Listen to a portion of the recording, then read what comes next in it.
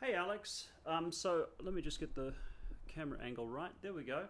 So this is a video to help you out with your preparations for Cottontail. I'll make it short. Please send this link also to Dr. Blunt. Share it with him too. Dr. Blunt, if you're listening, hi. I hope you're well. I specifically say that because Dr. Blunt has more experience with this kind of music than I do.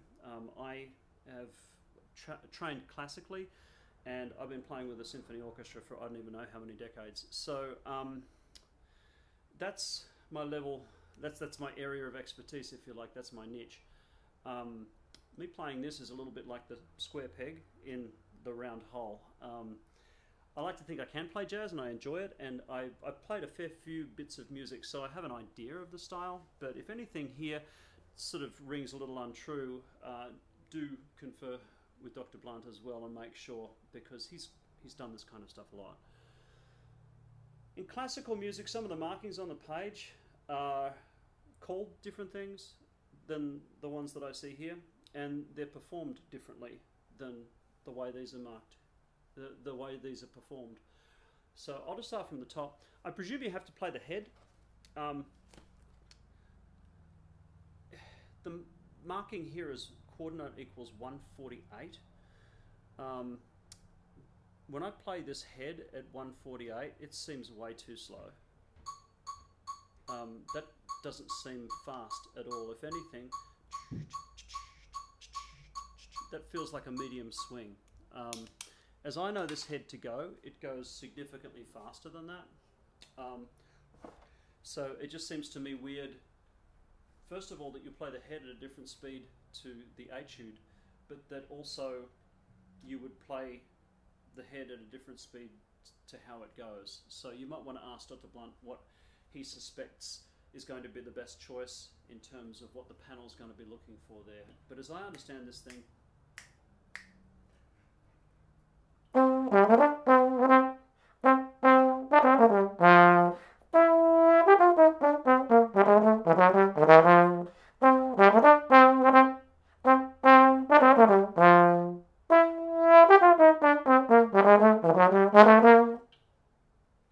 that's how I understand it to go, like that sort of speed.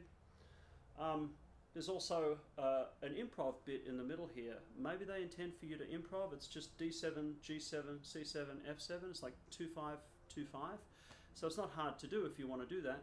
But again, I don't want to tell you anything that the panel might mark you down for, so ask Dr. Blunt what he thinks. Maybe they just want you to stand there with a not too bright look on your face at that point. I don't know. Anyway.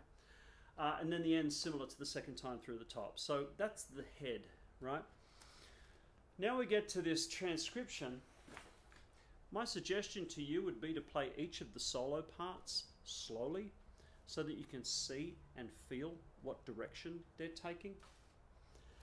Right now, just to save time with this video, I'm going to play it through, but I'm going to play it through at a slightly slower tempo so you can kind of hear what I'm doing, because I think at that faster tempo you might miss some of the detail, and I want you to be able to hear it. But here we go. I'm just going to play it right through at quarter equals 100.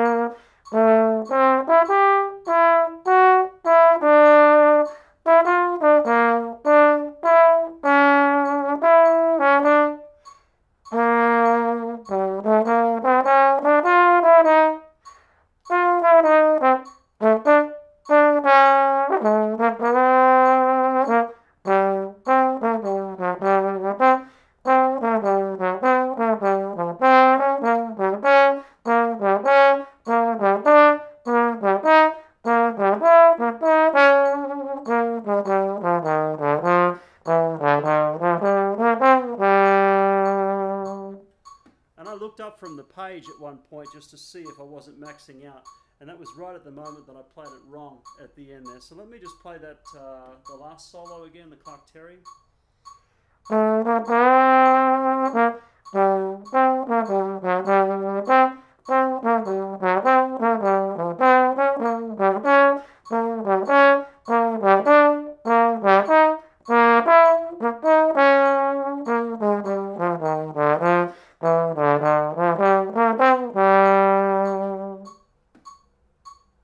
Don't want to give you wrong notes in there, okay? Yep, in the spirit of honesty.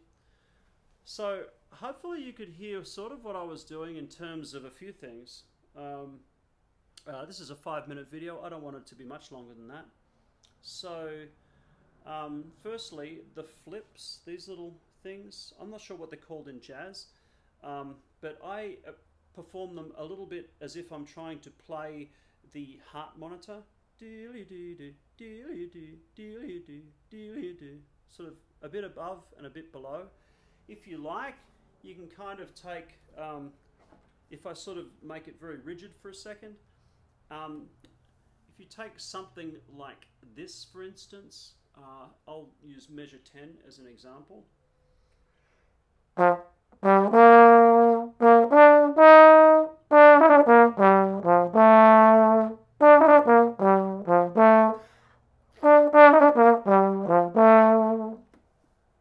So it's almost like a triplet, okay? That's not how I'm going to perform it in the end, but I take that as a starting point. And I just start to speed it up and loosen it up a little bit.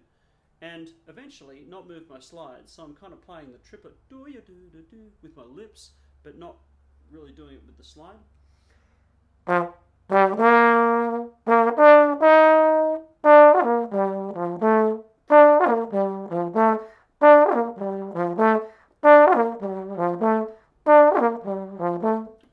that sort of thing. And the same applies when you get a little bit down lower on bar 24 when it happens again.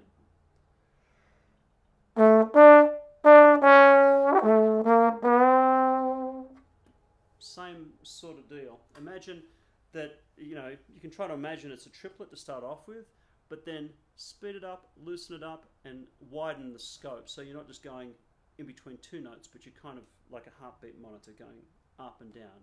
Yep. Try to be really watching the line, especially anything that seems like a leading tone to something. Like, say, the perfect example of that is the beginning of this. Okay, that's pretty, right? It's nice. Anytime you see that sort of thing, and even in bar 2, the B flat going to the B natural, yeah. Anytime you see that, it just gives you a hint as to the direction the line's going, so you can play it with the inflection you need to be able to do it. And outside of that, I would say take it slower than 100. I just played it for you at 100, but take each of these super slowly until you learn the notes quite well. And then let me see if I can get through it at 148 so you can hear a finished product as well. I can guarantee you that Carl Fontana was going a whole lot faster than this when he played this thing.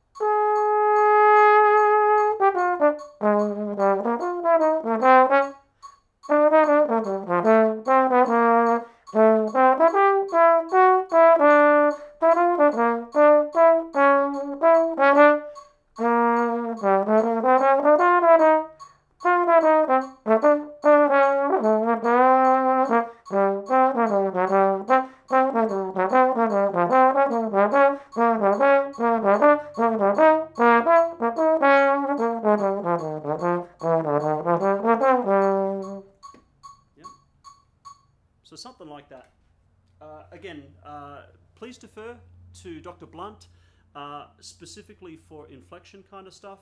He may agree with some of the stuff, and he may have enlightened comments on some of this stuff that I'm not privy to because I don't play this music all that often. So gather your information together, and I think you can probably do a really good job of this.